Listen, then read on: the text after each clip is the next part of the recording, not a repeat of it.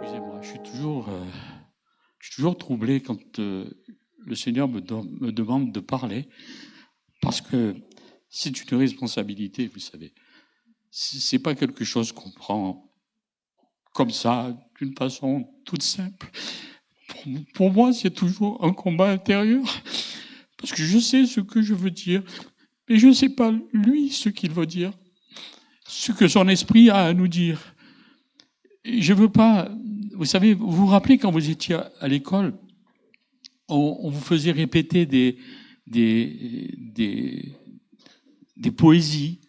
Hein, les instituteurs nous disaient, vous apprenez une poésie par cœur et vous allez la raconter. Mais en fait, ça servait à quoi? Moi, j'aimais pas du tout j'aimais beaucoup la poésie, le théâtre et tout ça, mais je trouvais que c'était illusoire, apprendre quelque chose par cœur. Parce que par cœur, ça ne parle pas à notre cœur, ça parle à notre intelligence, pour former notre mémoire, Alors c'était bien, mais ça ne s'intéressait qu'à ma mémoire. Et moi, la mémoire, ça m'intéresse pas. Ce qui m'intéresse, c'est mon cœur, c'est le cœur. Si vous apprenez la parole de Dieu par cœur, ça vous sert à quoi? À rien. Par contre, essayez de l'apprendre avec votre cœur. Moi, il y a des gens qui le font. Hein. J'aime beaucoup Michel Allard. Lui, il connaît les versets par cœur, l'adresse, comme il dit dans la parole de Dieu. Il dit c'est tel verset, etc. C'est bien, mais moi, j'arrive pas à rentrer là. J'ai envie de vivre l'intimité avec la parole de Dieu. J'ai envie que cette parole de Dieu, elle pénètre en moi et elle vienne dans mon esprit. Me visiter profondément. Alors tout ce qu'on peut entendre dans toutes les prédications, et y compris celles que vous avez eues tout au long de cette année sur les noms de Dieu, c'était bien. Moi, je sais que j'ai apprécié. Et quand je suis venu, je suis pas venu souvent, mais quand je suis venu, c'était toujours intéressant. Mais il faut que cette parole que vous avez entendue descende de là jusque là. Sinon, elle va rester là, dans votre intelligence, et honnêtement, ça va rien changer à votre vie. Ce qu'il faut, c'est que la parole change nos vies. Elle descende dans nos vies, dans la profondeur de nos entrailles, et elle change nos vies. Et ça, pour moi, c'est important. C'est l'unique façon d'être rempli de la joie profonde à l'écoute de la parole de Dieu. Alors, dans le Nouveau Testament, ce qu'on appelle la Brit Hadasha, on trouve Yeshua, le Mashiach, apprendre à ses disciples une prière que nous répétons encore aujourd'hui comme un enseignement nouveau de Yeshua. Et ça commence par que ton nom soit sanctifié. Le Seigneur répond à cette demande que l'on trouve dans Luc, chapitre 11, verset 1. Seigneur, apprends-nous à prier. Seigneur, apprends-nous à prier. Et il va leur accorder une réponse différente de celle que j'ai entendue un jour intellectuellement dans mon intelligence. Il va leur dire, voici comment vous devez prier. Je ne sais pas si vous avez fait attention. Dans Matthieu, c'est différent, mais dans Luc, il y a juste un mot qui m'a impressionné. C'est le mot « comment ». Voici comment vous devez prier. Et nous, dans nos églises, dans notre façon d'être, eh bien, on dit, on va réciter la prière que Jésus nous a enseignée. Mais moi, quand je lis dans Luc, je comprends pas ça. Voici comment vous devez le faire. Voici comment vous devez prier. Et pour moi, c'était quelque chose qui m'a percuté. Le Seigneur n'est pas en train de leur apprendre une prière nouvelle, il est en train de leur apprendre comment prier cette parole. Et c'est ce que j'étais en train de vous expliquer tout à l'heure, c'est que il y a une façon intellectuelle de rentrer en relation avec lui, et puis il y a une façon cœur à cœur d'entrer en relation avec lui. Et c'est ce comment vous devez prier qui m'intéresse le plus.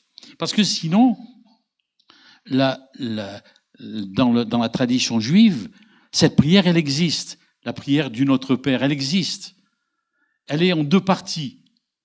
vous voyez ici, je vous ai mis, il y a la prière, le Kaddish Salem, c'est-à-dire la sanctification, et aussi la Tefila Hamida, la prière murmurée. Et la prière du Notre Père, c'est un ensemble qui est parti de ces deux prières juives. Et ces deux prières juives, ce sont des prières que les Juifs de la synagogue récitent régulièrement. Alors donc, il n'aura pas dit « je vais vous donner une prière nouvelle », il leur a dit « quand vous dites ces prières-là, quand vous priez la Tefila Hamida, ou quand vous faites le Kaddish, eh bien, ce que vous répétez, je vais vous montrer comment vous devez le répéter. C'est pas une prière nouvelle, c'est une prière ancienne. Seulement, il leur dit à ses disciples, il leur dit, arrêtez de la répéter avec votre intelligence. Vivez-la au plus profond de vous-même. Et là, ça prend une autre tournure. Ça prend une autre tournure. C'est au cœur qui s'adresse. Et de la même façon, je dirais, ne répétez pas la prière, vivez-la. Au risque de me faire lapider par les responsables de Bethel, je dirais, n'allez pas à l'église, vivez l'église. N'allez pas à l'église, sert à quoi d'être là assis sur une chaise si vous vivez pas l'église? C'est pas l'église qui est importante, c'est pas le bâtiment, c'est pas même le nom de la communauté dans laquelle vous êtes, c'est comment vous la vivez. Comment vous vivez vous voyez tout à l'heure, ce frère Jérémie qui a demandé la prière. Mais c'est ça l'église. C'est pas de louer le Seigneur tous ensemble, c'est de vivre la louange tous ensemble. Pour moi, ça a révolutionné ma vie. J'en ai marre des structures. J'en ai marre des éléments qu'on rajoute les uns sur les autres pour faire bien. J'ai envie de vivre quelque chose de plus profond avec les uns, avec les autres. J'ai envie de connaître Jésus intimement. Intimement. Qu'est-ce que je ferais de ma vie si je connaissais vraiment Jésus intimement? Est-ce que vous vous êtes posé la question? C'est bien de connaître les noms de Dieu. C'est bien. Ça suffit pas. Ça suffit pas. Il faut connaître Dieu qui nous donne son nom. Vous comprenez ce que je veux dire? Je critique pas ce que vous avez fait et moi-même j'y adhère. Je cherche à comprendre la signification des noms de Dieu, mais pourquoi faire? Pour que ma vie change. Pas pour que mon intellect change ou évolue. Ça m'intéresse pas, mon intellect. Qu'est-ce que je vais faire? Je vais avoir une grosse tête? C'est pas ça qui m'intéresse. Je vais avoir un grand cœur. Donc, ce que je veux, c'est que cette parole, elle descende en moi pour qu'elle me change profondément. C'est le sens que j'ai voulu dire à Jérémie. J'ai pas envie d'avoir une relation avec Dieu. J'ai envie de faire une rencontre avec lui. Une relation avec Dieu, il y a des gens dans toutes les églises qui ont des relations tous les dimanches matins. Ça m'intéresse pas. Je veux avoir une vraie rencontre avec lui. Le rencontrer au plus profond. Faire comme Jean, poser ma tête sur son épaule. Mais pas sur son épaule, là, sur le côté, tout près du cœur, pour entendre battre son cœur. Et là, j'aurai accompli quelque chose de réel. Ma vie, elle prendra une autre dimension. Tant que j'ai une relation avec Dieu, pof, ça m'intéresse pas. Je veux avoir une vraie rencontre avec lui. Quelque chose de profond, qui me bouscule, qui change quelque chose en moi, qui fasse quelque chose de nouveau. Là, je suis en train de partir dans un autre sujet, mais c'est pas grave. Alors, donc c'est pas un apprentissage d'une nouvelle prière, c'est quelque chose de plus profond.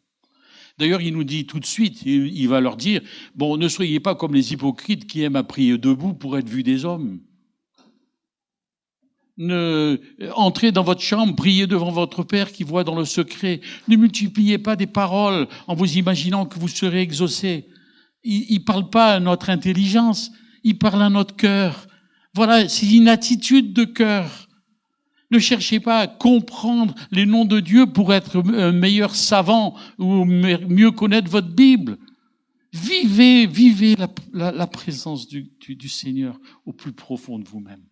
C'est tout ce que... c'est pratiquement, je pourrais arrêter là. Mais je ne vais pas m'arrêter là. Vous comprenez? C'est trop important. Alors, parce que, voilà, le plus important, c'est le cœur. Le plus important, c'est de se rapprocher du cœur de Dieu. C'est le seul élément valable dans notre vie. J'ai pas envie d'être pape, j'ai pas envie d'être évêque. Je m'en fous de tout ça, ça m'intéresse pas. Ce que je veux, c'est avoir une relation personnelle et profonde avec celui qui a rempli ma vie, celui qui a changé ma vie. Celui qui continue à être à mes côtés, qui m'aide à avancer. Si vous retenez qu'une chose, retenez ça. Et d'ailleurs, vous pouvez très bien ne pas être d'accord avec ce que je vous partage. Parce que ce que je vous partage, c'est ce que j'essaye de vivre moi-même. Vous avez le droit de ne pas être d'accord. De dire, ben non, ça ne va pas. Mais on est libre. On est des enfants de Dieu. On est libre de ne pas être d'accord avec ce que vous entendez comme dans la prédication. Mais sachez une chose, c'est que tous ceux qui sont passés ici, ils l'ont fait avec leur cœur. Alors peut-être pas comme vous l'auriez souhaité. Peut-être que même dans votre cœur, vous les avez critiqués. Mais on a le droit d'avoir une opinion différente. Mais eux, ils l'ont fait avec leur cœur. On est tous différents. Et notre partage, il vient du plus profond de nous-mêmes. Il vient de ce qu'on a pu vivre, de ce qu'on a pu partager. Et soyons des gens simples, des petits-enfants. Vous avez vu les enfants tout à l'heure? Bon, ils n'ont pas cherché à faire un spectacle magnifique. Même certains ne devaient même pas chanter parce qu'ils n'arrivaient plus à retrouver les paroles. Mais c'est pas grave. Ils le faisaient avec leur cœur. Ah, si on pouvait redevenir comme des petits-enfants, ce serait chouette quand même. Parce que le petit enfant qui monte sur un muret, son papa lui dit « Allez, jette-toi ». Le petit enfant, il se jette parce qu'il a confiance. Il sait très bien qu'au dernier moment, le papa, il va pas faire « Ouais, non ». Mais c'est ça, être un enfant de Dieu. Quand le Seigneur nous dit « Allez, jette-toi ». Allez, vas-y, saute dans mes bras. Ah, qu'est-ce que j'aimerais retrouver cette dimension de mon enfance parfois. Avoir simplement un cœur qui bat pour lui parce qu'il m'a fait du bien. Et arrêter de faire fonctionner ma cervelle. Cette prière, elle concerne à la fois Yudevave et Elohim. Et pourquoi je fais une différence? Parce que j'aimerais vous entraîner à aller plus loin dans la compréhension des noms de Dieu. Parce que j'ai voulu quand même rester dans ce que vous avez commencé.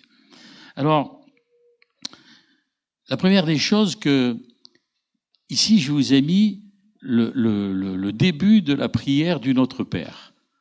Avinu sheba shamayim ite kadash mecha. En fait, c'est notre Père qui est aux cieux, que soit sanctifié ton nom.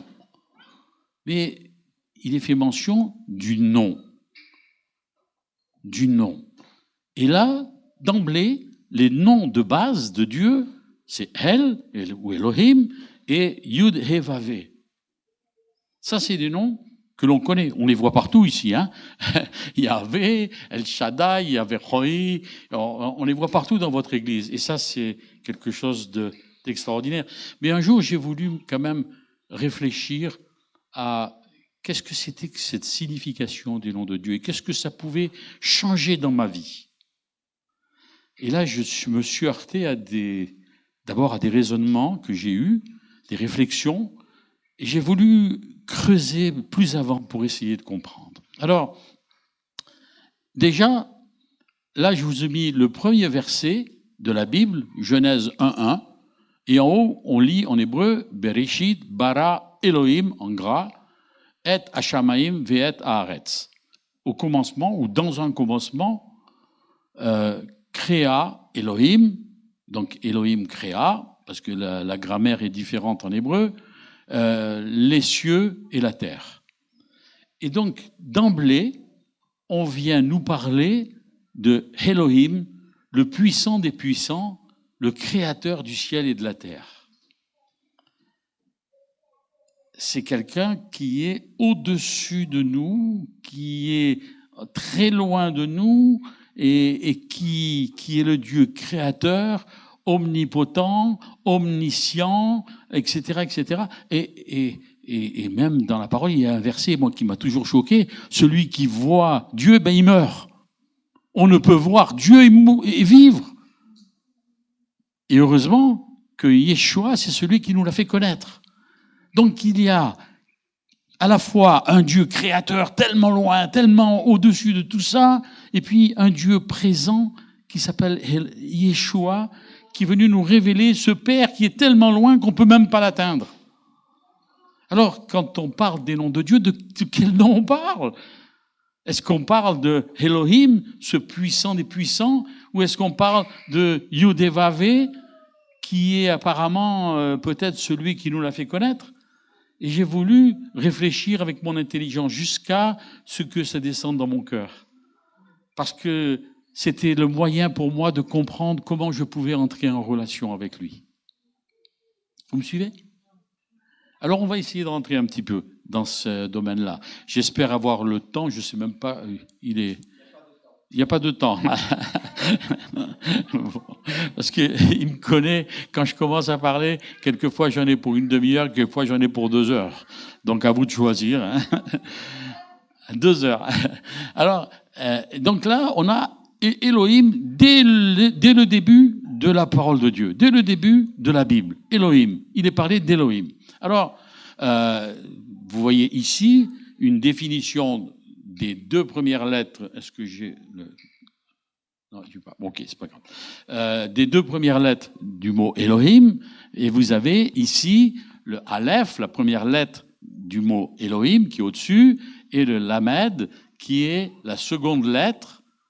Et j'ai voulu m'arrêter là-dessus parce que en fait, c'est le nom de base, c'est Hel. Hel, c'est le puissant à cause du fait que le Aleph, la première lettre, excusez, il marche le Ah, voilà.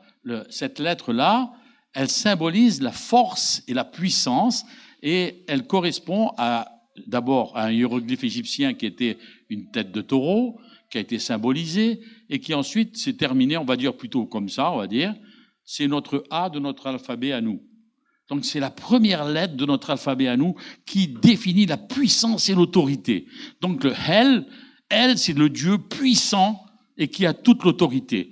Et en plus, la deuxième lettre, alors on va pas toutes les passer en revue, mais la deuxième lettre qui est ici, le Lamed, c'est l'aiguillon pour diriger le bœuf, mais c'est aussi l'enseignement et l'élévation, parce que tout le haut là passe au-dessus de la ligne du haut de l'écriture. C'est-à-dire que c'est le moyen pour nous, si on contacte ce Dieu-là, d'aller au-delà pour grandir dans la foi, pour grandir, pas seulement dans la connaissance, mais aussi dans la foi, pour nous élever vers ce Dieu puissant et vrai.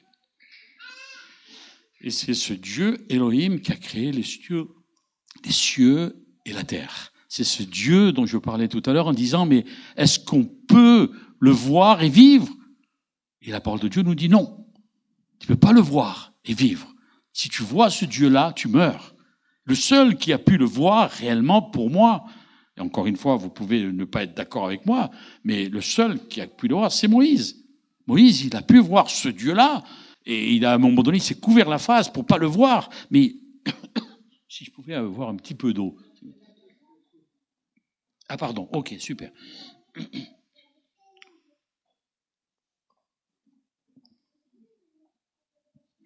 Et donc lui, c'est un des rares qui a pu le voir et qui a pu rester en vie.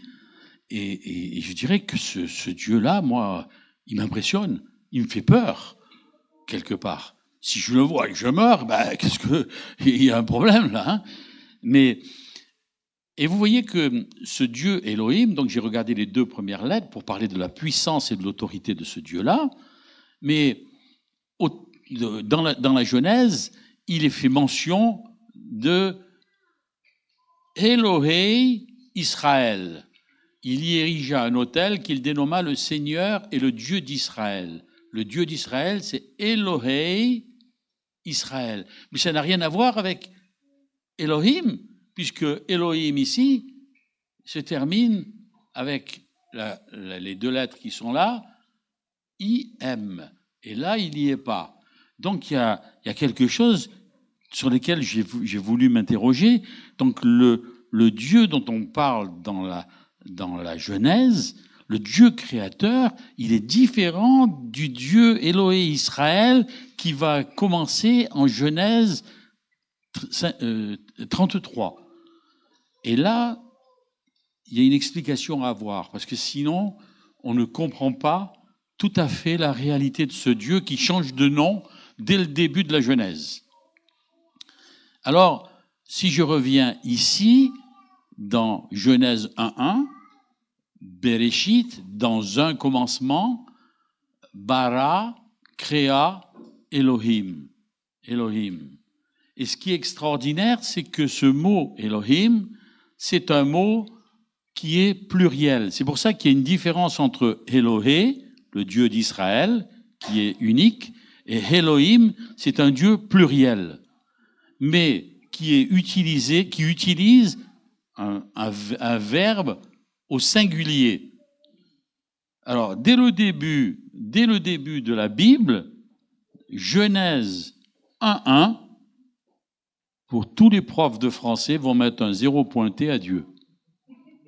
Tu peux pas mettre un sujet pluriel, Elohim, et non pas Elohé, c'est Elohim, c'est un pluriel, un masculin pluriel. Tu peux pas mettre un nom pluriel avec un verbe conjugué au singulier. Seigneur, tu sais pas écrire. Tu as fait une erreur. Et non, il n'y a pas d'erreur. Il n'y a pas d'erreur. Parce que Dieu est en train de nous dire à travers cela que le Élohé d'Israël, pour l'intégralité de la création, c'est un Elohim, c'est un pluriel qui crée d'une façon unique, qui crée en tant qu'une personne, on va dire, tridimensionnelle. Parce que Dieu, le Dieu créateur, il est à la fois Père, il est à la fois Fils et il est à la fois Saint-Esprit. Il est un Dieu unique, fait en 3 morceaux, si j'ose dire. Je ne veux pas saucissonner Dieu, c'est pas du tout mon propos. Mais c'est pour vous faire comprendre que ce fonctionnement-là dépasse mon intelligence. Je ne peux pas comprendre ça avec mon intelligence. Je ne peux pas essayer de comprendre. Je peux essayer de le vivre au fond de moi-même. Je peux essayer de l'accepter au fond de moi-même parce qu'il y a une révélation pour ma vie. Il est à la fois Père, il est à la fois Fils et il est à la fois Ruach HaKodesh, c'est-à-dire Esprit Saint. C'est un Dieu en 3 morceaux qui est qu'un seul. Et c'est ce Dieu en 3 morceaux qui a créé les cieux et la terre. Donc là, avec mon intelligence, j'arrive pas à le comprendre. Même les érudits, les plus grands érudits, même les juifs de la synagogue n'arrivent pas à comprendre ça. Alors ils vont parler d'un pluriel de majesté. Vous savez, comment on s'adresse à des rois. Non, c'est un pluriel qui utilise un verbe au singulier. Donc mon intelligence, elle ne me sert plus à rien pour comprendre. C'est mon cœur qui va faire quelque chose. Et c'est pour ça que je reviens toujours, pour moi, je reviens en boucle là-dessus. C'est pas mon intelligence qui va me faire comprendre le Dieu créateur des cieux et de la terre, c'est mon cœur. C'est mon cœur. Parce que mon intelligence me crie, c'est faux. Mon intelligence me dit, Dieu a fait une faute de grammaire. Ça, c'est mon intelligence. Mais mon cœur me dit, non, Dieu n'a pas fait de faute. Il veut me faire comprendre la réalité de qui il est. Et ça, c'est le Dieu Elohim, le Dieu pluriel. Alors, il y a quand même quelque chose qui est intéressant. Là, je vous ai mis 2 versets, Genèse 1, 31 et Genèse 2, verset 1. C'est-à-dire que c'est le dernier verset du livre, du premier chapitre de la Genèse, et puis le premier verset du 2e chapitre de la Genèse. Et vous voyez le dernier verset de la Genèse, il est ici, Genèse 1, 31, Dieu examina tout ce qu'il avait fait, c'était éminemment bien. C'est toute la création, les 6 jours de la création et le Shabbat. D'accord ? Ça, c'est la création de Dieu. Et là, il l'a créé en tant qu'Élohim, Dieu multiple. Et voilà ce qui est écrit à la fin du verset, Le soir se fit, puis le matin, ce fut le 6e jour. Et là, je vous les ai mis en hébreu. Yom, le jour, Ashishi, 6e. Le 6e jour. Ça veut dire qu'après, on passe au 7e, qui est Shabbat, le repos de Dieu. D'accord ? Ça, c'est la parole de Dieu en hébreu et en français, traduction directement. Alors, après les 6 jours, Dieu s'arrête et il dit, ben voilà, ce fut le 6e jour, Yom HaShishi. Et Genèse 2, verset 1, il est là, ainsi furent terminés les cieux et la terre avec tout ce qu'ils renferment. Donc ça veut dire que Dieu dit, ben voilà, 6 jours, donc j'ai fini la création, et en hébreu, voilà ce qui est marqué, ainsi furent terminés les cieux, Vaikulu Hashamaim, alors Vaikulu ça veut dire ainsi furent terminés, Hashamaim, les cieux. Et ces deux versets se suivent, Genèse chapitre 1, verset 31, et Genèse 2, verset 1. 6e jour, ainsi furent terminés les cieux. Et vous regardez ici, je vous les ai mis, Yom HaShishi, Vaikulu Hashamaim. Et vous regardez les initiales, Yud, He, Vav, He. Oula, excusez-moi, je vous reviens, c'est un peu trop rapide. Et vous regardez ici, les initiales de ces 4 lettres nous donnent ce que l'on appelle le tétragramme divin. Yud, He, Vav, He. Et là, on change de nom de Dieu. C'est la première fois où dans la Bible apparaît le nouveau nom de Dieu, Yud, He, Vav, He, le tétragramme de Dieu. Et il est dès la fin du premier chapitre de la création. Alors qu'on parlait d'Élohim, apparaît d'une façon comme un filigrane d'un billet de banque, apparaît le nom de Dieu. Comme si Dieu avait fini sa création, au bout des 6 jours, il avait fait un magnifique tableau, et puis il se recule un petit peu, il regarde, il dit « Ah, c'est super ce que j'ai fait ». Et il signe. Il met son nom dans le coin droit pour dire « C'est moi qui l'ai fait, ça. C'est moi, ça m'appartient, c'est à moi. » Et il met son nom. Il met pas son nom Elohim, il met son nom Yud He Vav He, parce que le nom Yud He Vav He, c'est un nom pour l'éternité. Yud He Vav He, il met son nom en dessous. Et là, on se trouve devant quelque chose d'ambivalent, de plus complexe pour notre intelligence. Le Dieu Elohim ne signe pas Elohim, il signe d'un autre nom. Comme s'il veut nous dire autre chose.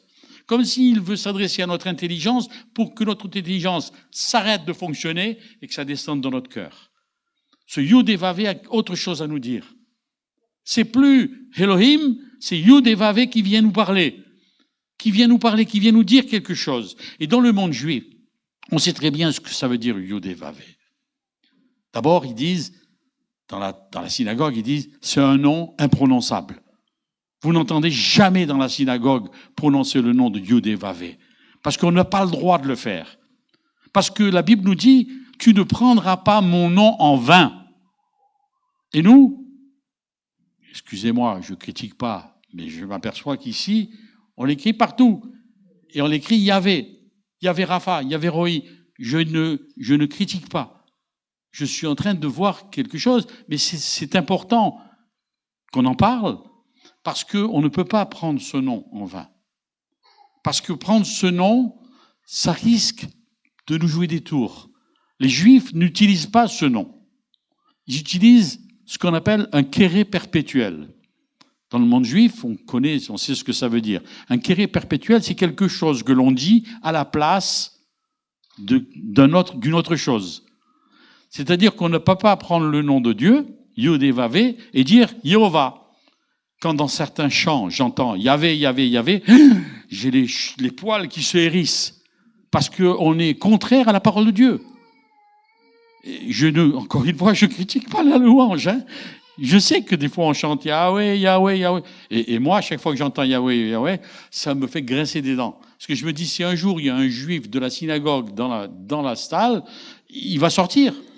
Il va sortir parce que pour lui, c'est grave de prendre le nom de Dieu en vain dans un chant. Bon, pardon, hein. Je ne suis pas en train de juger quoi que ce soit, ni qui que ce soit. Parce que moi-même, je l'ai eu fait. Mais après réflexion, je me suis dit, je ne peux pas continuer à faire ça. C'est pas possible. Parce que dans le monde juif, on prend un autre nom à la place. C'est ce qu'on appelle un kéré perpétuel.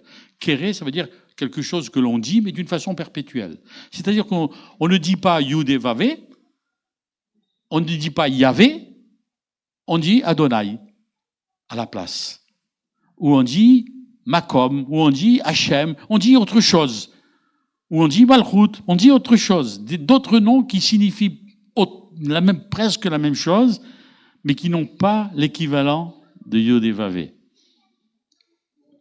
Vous me suivez? Ça va? Oui? Hein? Donc, il y a deux mots de base. El, Elohim, le puissant créateur, qu'on ne peut pas approcher parce qu'il est omnipotent, omniscient, juste, etc. C'est très compliqué à approcher. Et puis, moi je le cite, hein, Yud et Vavé, qu'on peut approcher, mais comment? Par celui qui nous a fait connaître le Père. Parce que Yeshua, son nom est inscrit dans Yud et Vavé. Waouh, je suis en train de vous perdre. Non? Vous me suivez? Hein, je ne suis pas en train de vous faire un cours d'hébreu. Hein. Je sais que c'est compliqué, parce que l'hébreu, c'est de l'hébreu. Hein. mais c'est hyper important. C'est hyper important. Donc, quand j'utilise le mot Yud et Vavé, c'est comme si je parlais en quelque sorte du nom de Yeshua qui m'a fait comprendre la relation avec Elohim le Père. En fait, avec ces deux noms de base, j'ai le Père, Elohim, et Yud et Vavé me donne le Fils. Est-ce que ça va? C'est ma conception. Ça ne veut pas dire qu'il faut que vous soyez d'accord avec ça. D'accord? C'est ma façon à moi de voir les choses. Je me dis, ce Elohim, c'est difficile de m'en approcher. Je peux m'approcher de lui qu'à travers Yud et Vavé. Mais ce Yud et Vavé qui est venu par Yeshua, qui m'a fait comprendre le Père. Donc je fais abstraction de mon intelligence, parce que sinon j'y arriverai pas. J'essaye d'agir avec mon cœur. Et comment j'essaye de trouver Yeshua dans Yud et Vavé? Déjà, en analysant qu'est-ce que veut réellement dire ce nom Yud et Vavé dont on dit c'est l'éternel. C'est comme ça que nos Bibles traduisent. L'éternel. Pourquoi l'éternel? Parce que ces 4 lettres, le tétragramme, si on joue avec, on a le droit de jouer avec, on obtient le verbe être à tous les temps. Au présent, au passé et au futur. On a Aya, Yehe, Ove, qui est la conjugaison du verbe être à tous les temps, au présent, au passé, au futur. C'est l'éternel. Parce que pour lui, à partir du moment où il est éternel, il est éternel. Il est présent, il est passé, il est futur. Oui? Ça va?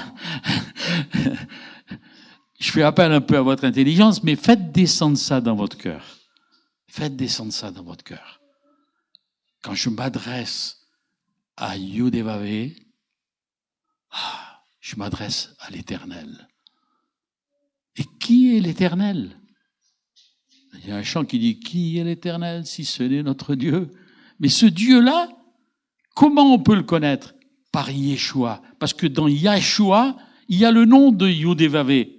Les 2 premières lettres de Jésus, de Yeshua. Alors Jésus, ça n'existe pas dans la Bible, hein, ou sauf dans les traductions. Mais Jésus, il ne s'appelait pas Jésus, il s'appelait Yeshua, ou Yahshua, appelez-le comme vous voudrez, ou Yehoshua. Mais c'est un nom juif, c'est pas un nom d'ici. J'étais en Israël, si vous parlez de Jésus, les gens vous disent qui c'est.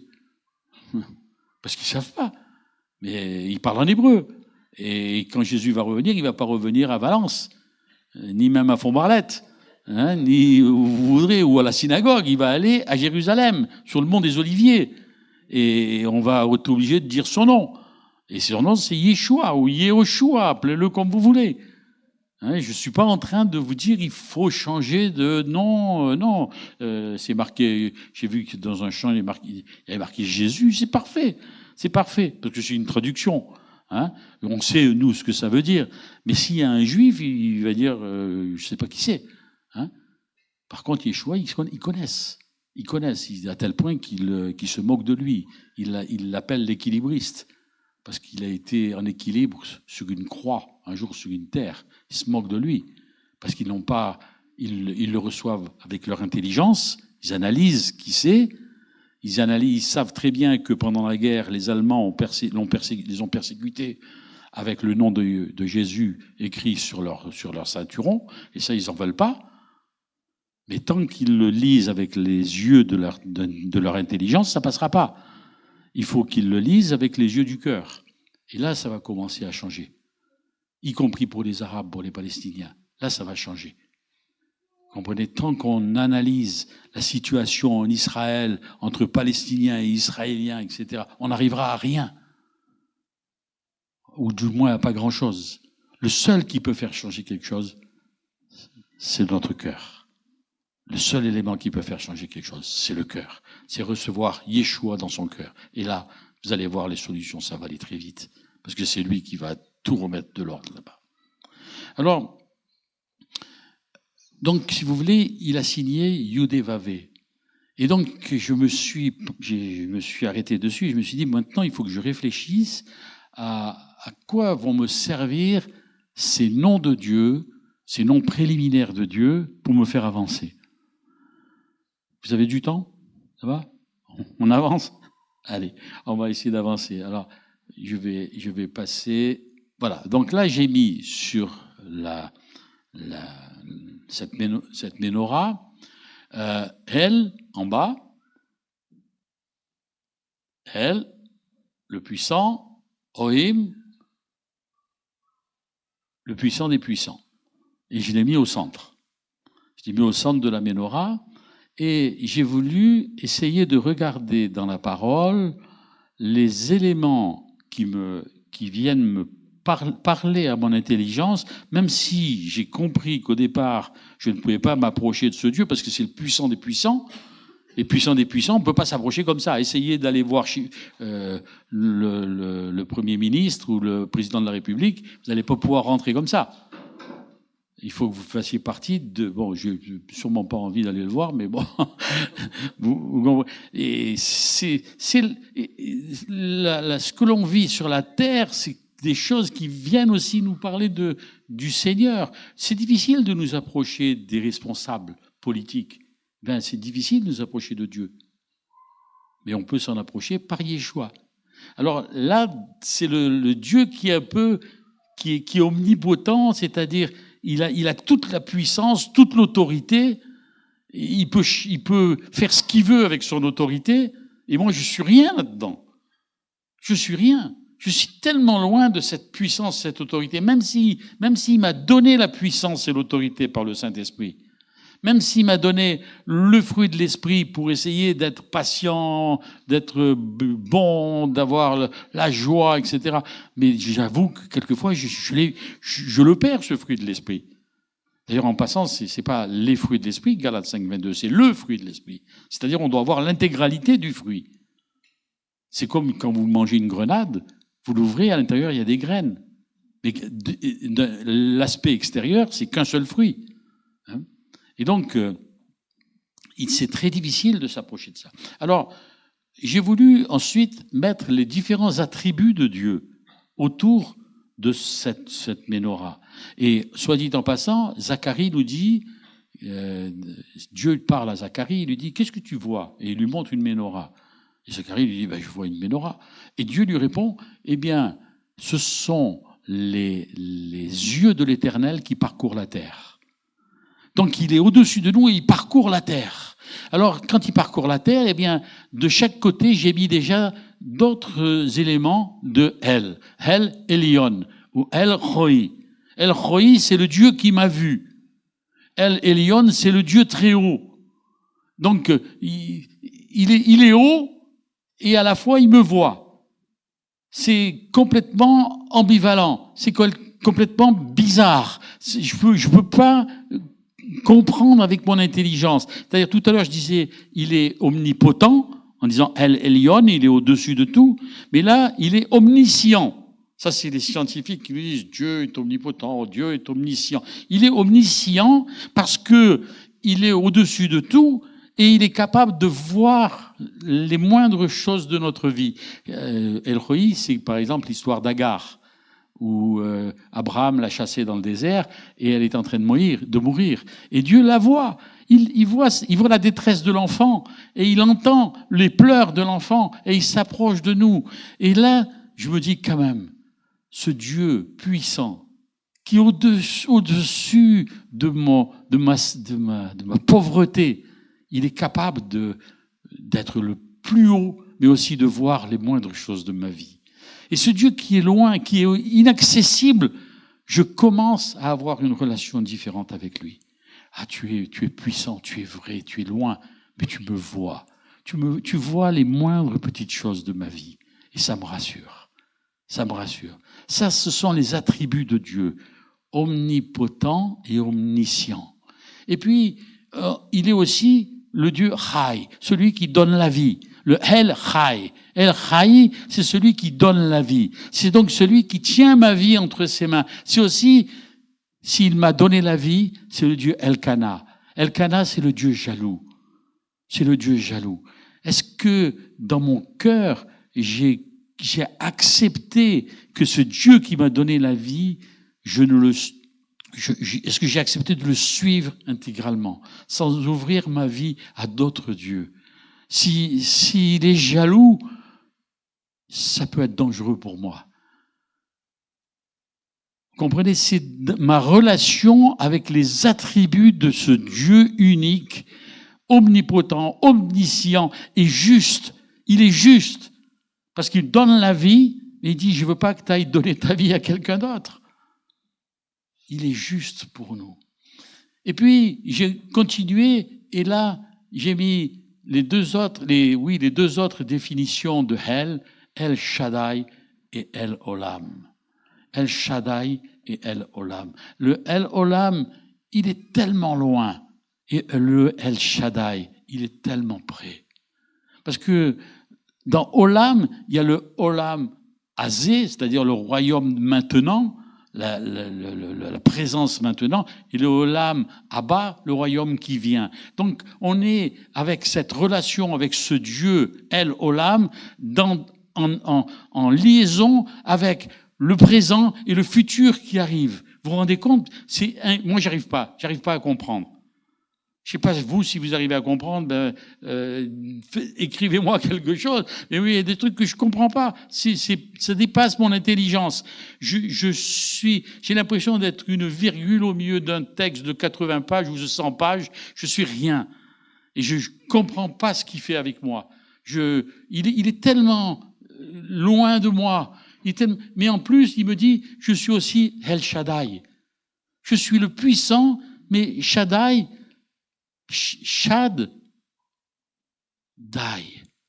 Il est en même temps, c'est un mot qui est bizarre parce qu'il est féminin. Ce Dieu masculin, omnipotent, omniscient, juste, etc., il est en même temps féminin. Alors là, je suis perdu, je comprends rien. Et Shaddai, c'est celui qui donne la nourriture en suffisance. Il est dans le Olam, il est dans le royaume au-dessus de moi que j'arrive même pas à comprendre, mais il est aussi tout près de moi. Il est un Dieu de miséricorde. Il est un Dieu qui ouvre ses entrailles pour que je change ma vie complètement. Et là, je commence petit à petit à accepter une relation, une rencontre personnelle avec lui en profondeur. Mais je sais que je peux pas. Je suis partagé. Je suis tiraillé entre le fait de pas pouvoir être avec lui parce qu'il est trop grand, il est trop, comme diraient les jeunes. Il est trop. Mais en même temps, il s'intéresse à moi profondément. Et ça, c'est quelque chose qui vient rassurer mon cœur. Si tu savais comme il t'aime. Si tu savais. Mais je ne sais pas. C'est trop difficile. C'est trop compliqué. Et il me dit, eh bien, je vais te révéler mon amour. Et comment il a révélé son amour? En envoyant Yeshua. Et c'est lui qui va manifester l'amour du Père en profondeur. C'est pour ça qu'il y a deux noms différents. Le El, créateur du ciel et de la terre, inaccessible. Il y avait Brel qui chantait dans le Don Quichotte de la Manche, l'inaccessible étoile. Il est l'inaccessible étoile. Et cette inaccessible étoile qui vient parler à mon cœur et qui me dit, je t'aime. Je t'aime au point de t'envoyer quelqu'un à ta rencontre. Et ce quelqu'un, c'est moi-même, à travers Yeshua. Parce que, encore un mystère incompréhensible. Il est le Fils, mais il est aussi le Père. Et ça, je le vois dans le sacrifice. Vous savez, quand on parle de la relation entre la ligature d'Isaac et le sacrifice du Christ, quand Abraham va sacrifier son fils, Dieu arrête sa main, l'ange arrête sa main, et il lui dit, ne touche pas à ton fils, j'ai vu ta foi. Et il lui donne un bélier, pas un agneau. Il lui donne un père, pas un fils. Parce qu'il veut lui faire comprendre qu'en sacrifiant son fils, qu'en donnant son fils, c'est le père qui donne son cœur, qui donne sa vie. Vous me suivez? Ça va? On continue. Et là, on sait que Yeshua, quand il s'offre sur la croix, eh bien, c'est le Père qui s'offre aussi. D'ailleurs, au-dessus du nom, au-dessus de la tête de Jésus, de Yeshua, il y a ce qu'on appelle le titulum. Le titulum, c'est le sujet pour lequel il est envoyé à la mort. Et ça, il y a marqué Yeshua Anotsri Umeler Hayehudim. Yeshua, ça vous savez ce qu'il c'est. Anotsri, c'est le Nazaréen. Umeler, c'est et le roi. Hayehudim des Juifs. Yeshua Anotsri Umeler Hayehudim. Et les initiales de ces 4 mots donnent le tétragramme de Dieu. Yud, He, Vav, He. C'est-à-dire le Père, manifesté par le Fils. C'est un puzzle qui se rassemble, mais c'est un truc qui me bouleverse, qui me fout en l'air, qui me dit, mais voilà, si tu arrives à rentrer dans cette dimension-là, la dimension du Fils qui meurt en tant que Père, t'as tout compris. C'est le Père qui s'offre pour toi, à tel point que le rideau du temple se déchire de haut en bas, comme si, quand on perd quelqu'un, vous savez, dans le monde juif, on déchire un vêtement. Dans le monde juif, quand vous perdez quelqu'un de votre famille, vous déchirez des vêtements. Et là, le vêtement du Père, cette couverture du Père qui empêche de passer dans le lieu très saint du tabernacle, il se déchire de haut en bas. Parce que Yeshua meurt pour que Dieu nous montre son cœur et ses entrailles.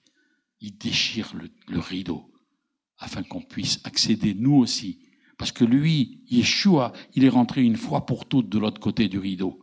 Il est mort pour nous donner une ouverture vers le Père. Mais on ne peut pas passer directement au Père sans passer par Yeshua.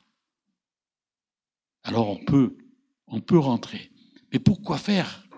Pourquoi faire on va rentrer? Pourquoi faire on va rentrer vers ce Dieu à travers Yeshua? Parce que c'est lui qui détient toutes les promesses pour chacun d'entre nous.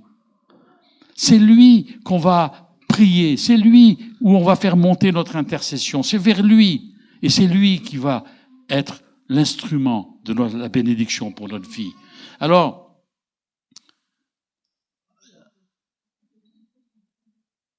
vous voyez, là j'ai vu cette photo, et comme si je lui disais, mais pourquoi sur cette photo, il y a 2 boîtes aux lettres? Une boîte aux lettres Elohim à gauche, et une boîte aux lettres Yudevave Adonai à droite.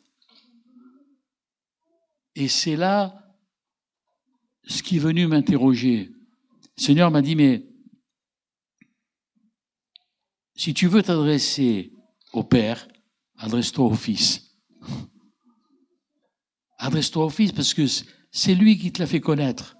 C'est lui qui est l'intercesseur entre Dieu et les hommes. C'est lui qu'il faut que tu connaisses au maximum, que tu arrêtes de réfléchir à Jésus avec ton intelligence, parce que tu sais lire et que tu as lu la Bible. Essaye de faire descendre dans ton cœur la relation qui va se rétablir avec Yudévavé, qui est le lien jusqu'à El, Elohim, qui est El Shaddai, le Dieu des entrailles. C'est compliqué, hein? Mais c'est l'objectif principal pour faire descendre la joie dans notre cœur. Alors, eh bien, je suis allé essayer de m'intéresser d'abord à Elohim.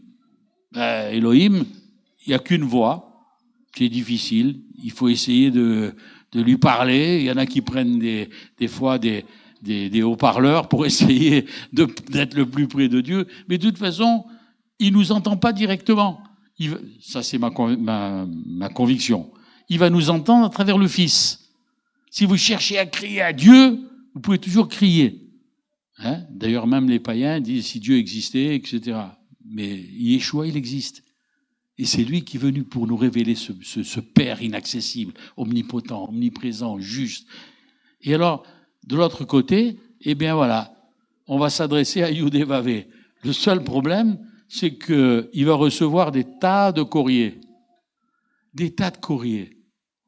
Et alors, je me suis posé un jour la question, je me suis dit, mais comment ça doit se passer là-haut? Bon, pendant 25 ans que j'ai monté ma maison d'édition, j'avais des problèmes avec la Poste en permanence. Et tous ceux qui travaillent avec la Poste, c'est toujours très compliqué.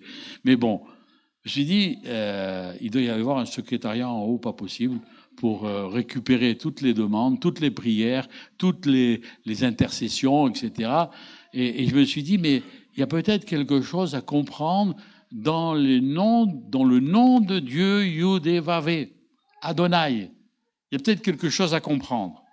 Et là, j'ai fait la même chose que j'ai fait avec elle, et j'ai essayé de regarder dans la parole tous les noms différents, enfin pas tous, mais au moins une certaine partie, pour essayer de comprendre, quand je m'adresse à lui, comment je dois faire pour être plus précis. Imaginez un facteur qui arrive devant un immeuble, il a un courrier et devant l'immeuble, il y a marqué Adonai Nissi ou Adonai, c'est l'immeuble Adonai, l'immeuble du Seigneur, l'immeuble de Yudévavé. Le seul problème, c'est qu'il fait 18 étages et à chaque étage, il y a quelqu'un qui s'appelle Adonai. Comment vous allez faire pour lui donner votre courrier sans vous tromper d'étage? Et c'est là où je me suis dit, mais Dieu doit nous révéler dans notre cœur comment nous adresser à lui. Ce Dieu cette révélation de Dieu par Yeshua, il va nous donner les moyens de nous adresser à lui en détail pour avoir des réponses. Parce que connaître les noms de Dieu, c'est une chose, mais avoir les réponses, c'est autre chose. Et c'est pour ça que j'ai voulu approfondir les noms de Dieu, pour savoir à qui je m'adressais, comment je pouvais m'adresser. Alors, parce que sinon, on arrive à encombrer toutes les boîtes aux lettres. Alors, je me suis dit, ben voilà l'immeuble. Adonai, Shama, l'Éternel est ici. D'accord, ok. Ben, quand vous vous retrouvez devant un sidex pareil, bienvenue. Vous allez avoir des problèmes. Adonai Shama, l'Éternel est ici. D'accord. Oui, mais ça ne m'arrange pas, ça. Alors, tiens, là, ça va mieux. Adonai Tsevaot, c'est la boîte bleue, là. Hein? Adonai Tsevaot. Et Tsevaot, Adonai Tsevaot, c'est l'Éternel des armées. C'est l'Éternel des armées. Ça veut dire que quand je suis dans un combat, et c'est là où je me suis dit, mais tiens, ça y est, je commence à comprendre comment m'adresser à Dieu. Je suis dans un combat. Je suis dans un combat et j'ai l'impression que ça va capoter parce que c'est trop compliqué, c'est trop difficile pour moi. Et pourquoi je ne ferai pas appel à Adonai Tsevaot? l'Éternel des armées. C'est quand même plus facile. Il a une armée, et c'est lui qui est mon défenseur, c'est lui qui est celui qui va me protéger. Eh bien, autant m'adresser à lui. Il vaut mieux s'adresser au bon Dieu qu'à ses saints, comme on dit vulgairement. Et donc, d'un seul coup, je me suis dit, mais alors, le fait de connaître ces noms intellectuellement vont orienter les prières de mon cœur. Ah Seigneur, je suis dans un combat spirituel avec mon patron, avec les impôts, avec ceci ou cela, etc., avec mon ex, avec ceci ou... J'en sais rien. Mais Seigneur, comment je vais faire pour me battre? Eh bien, je vais faire appel à toi. Seigneur, tu vois ce problème particulier. Je te le confie. Je te le confie. Moi, j'y arrive pas. Moi, j'y arrive pas. De moi-même, je peux pas. Alors, Seigneur, s'il te plaît, interviens. Interviens. Et honnêtement, ça devient un peu plus facile à vivre. L'Éternel des armées, il va réagir à votre prière. Mais si vous vous adressez à Adonai Rapha, l'Éternel qui guérit, c'est pas la même boîte aux lettres. Si vous dites, Éternel qui guérit, Adonai Rapha vient intervenir dans le problème que je traverse avec les impôts, il va te dire, c'est pas moi. C'est pas moi. C'est l'étage en dessous, c'est Adonai qui guérit. Et ainsi, on va pouvoir avancer au fur et à mesure dans notre relation avec Yeshua, qui lui est une image de Adonai. De la même façon, Adonai Tsikenu, l'Éternel notre justice, eh bien, c'est pas l'Éternel qui guérit. Ça reste l'Éternel, mais il y a une autre facette. Il est celui qui est notre justice. Et donc, c'est lui qui va nous faire justice dans telle ou telle situation. Après, il y a Adonai Jireh, l'Éternel qui pourvoit. Mais c'est pas le même. C'est le même, mais c'est pas le même. Si je m'adresse à l'Éternel qui guérit en disant j'ai des problèmes financiers, il va me dire c'est pas moi, c'est l'étage au-dessus.